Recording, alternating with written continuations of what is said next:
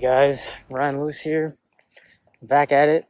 So today, it's pretty toasty out. I mean, it wasn't super hot out in the morning when I did my first run, which is like 9 miles, about like 7:26 pace. But then for my second run, which is like a close to 7.5 mile run, in the evening it got pretty hot.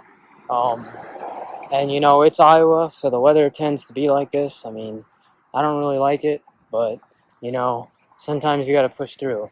So last week, we talked about running form, and I hope that was helpful because running form can definitely help you with your training and running faster. But today, I'm here to talk about my hydration strategy for pretty much all my running sessions. So whether it be long outdoor runs, whether it be shorter runs, whether it be double runs, tempo runs, track sessions, you name it. Hydration's important, and I'm just going to explain kind of what works for me and maybe seeing how you can incorporate that into your training and if it's going to help you, which I believe it will. So first, a quick recap. Last week I finished with 91 miles. I think my speed sessions could have been better that week, but you live and you learn. You're going to have those days. And this week, I've got about 64 miles in so far. And I'll probably hit around 87, 88 in total for this week. I had a pretty good track workout earlier this week on Tuesday. So I did 6 by 800 and, all of the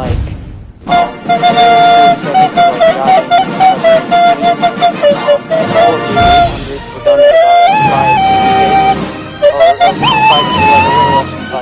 So I thought it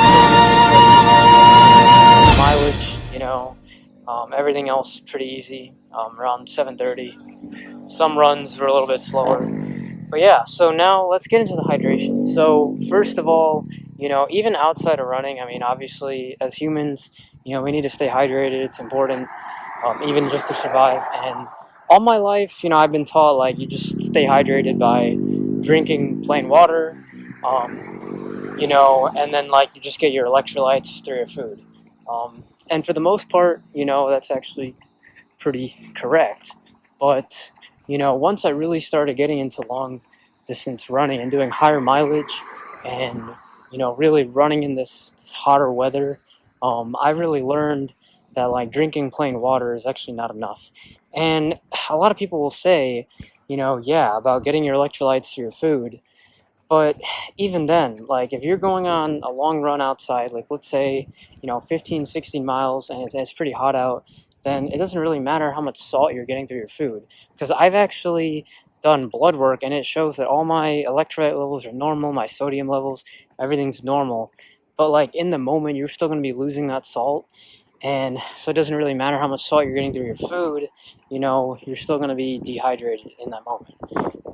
And so I'm just going to, get straight to it. I should have said it earlier, but I like to use an electrolyte supplement because, it really helps me stay hydrated before a run.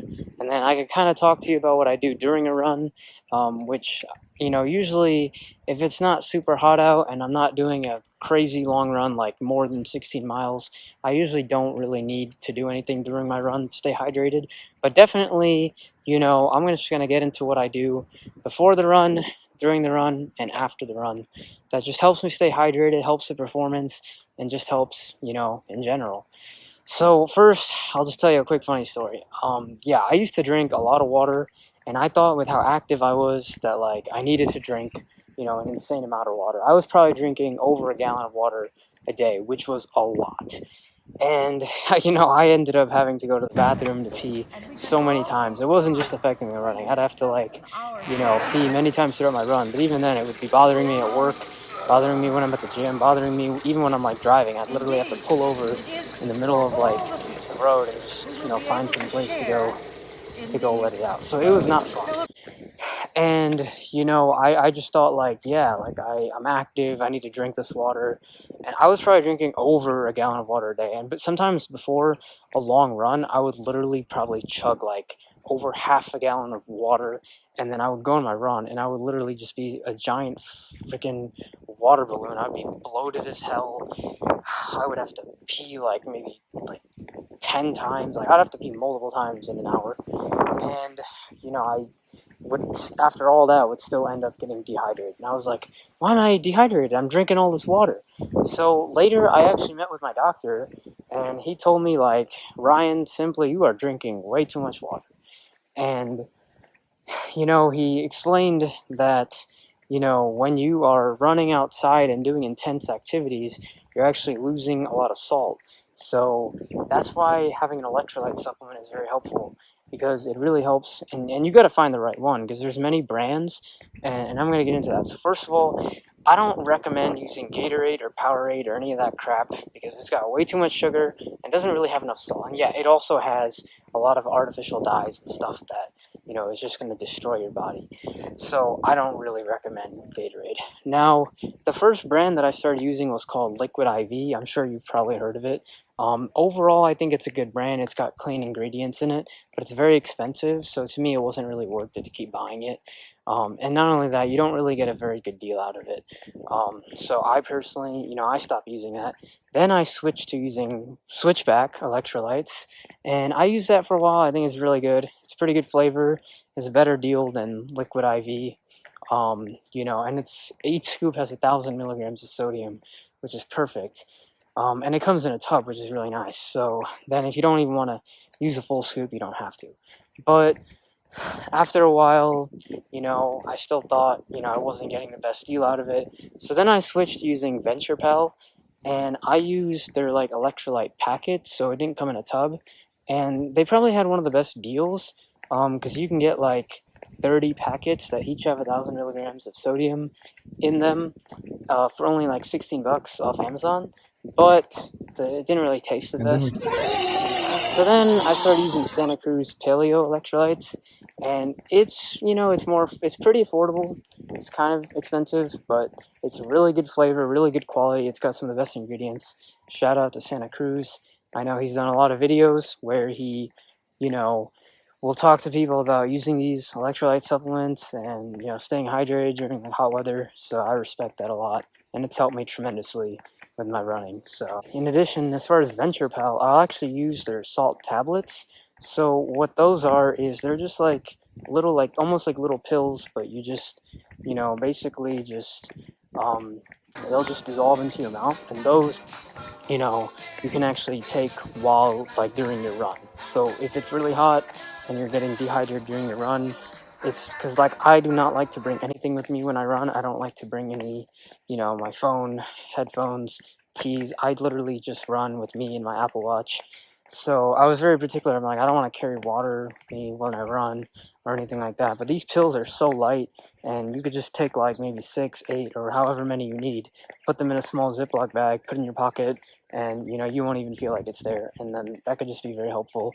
So if you're trying to do a longer workout, like maybe more than 16 miles, or if it's just like really hot out, then that's just a good way to stay hydrated during your run. Here's kind of what I should have got to earlier.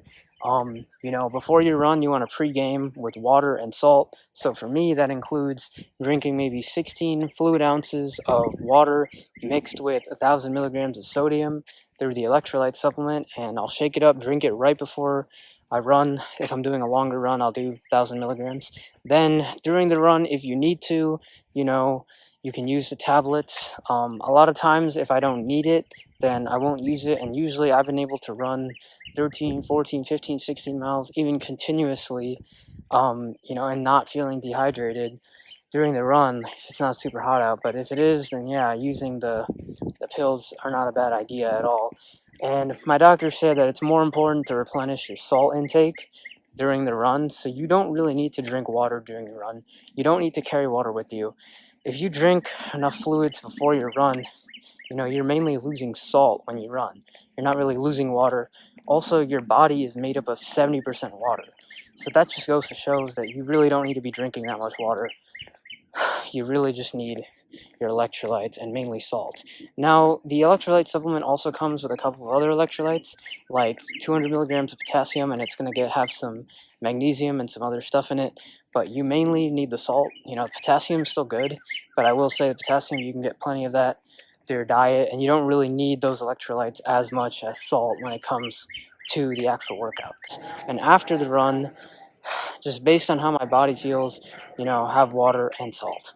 So, if I felt like super dehydrated, then maybe I'll do another scoop, which is another 1,000 milligrams. If not, maybe 500. It doesn't really matter.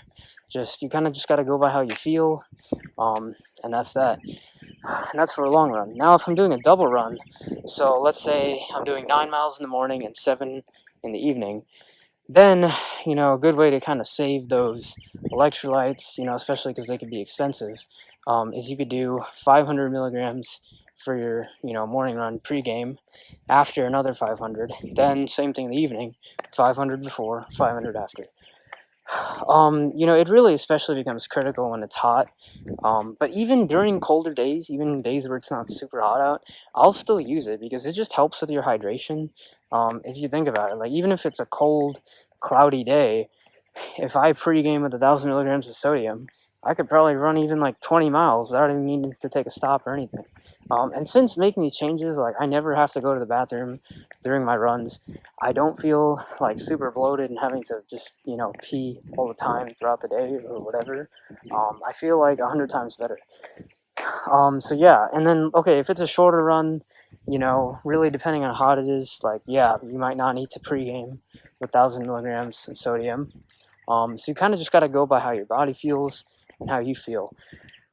And then, like, let's say it's a track session that's kind of lasting, as I will say, is, what I'll do is I will, fill up my water, mix in the electrolytes, and maybe just drink it during those rest periods. And the track session's a lot easier because, you can actually bring the water with you. You don't have to worry about, like, carrying water while you run or whatever.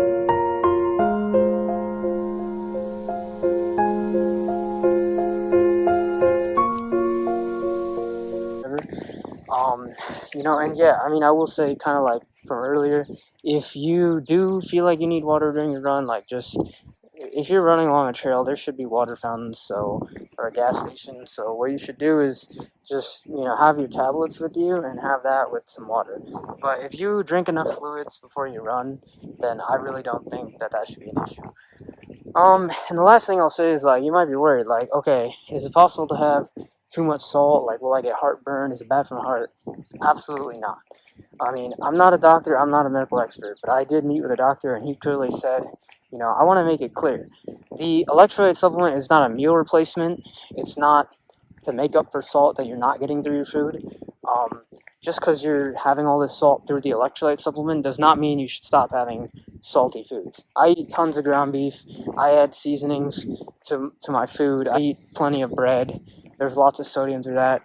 You should just keep eating what you normally eat, because the electrolyte supplement is literally to replenish the salt that you're losing in the moment. So before the workout, during workout if needed, after workout, immediate replenishment.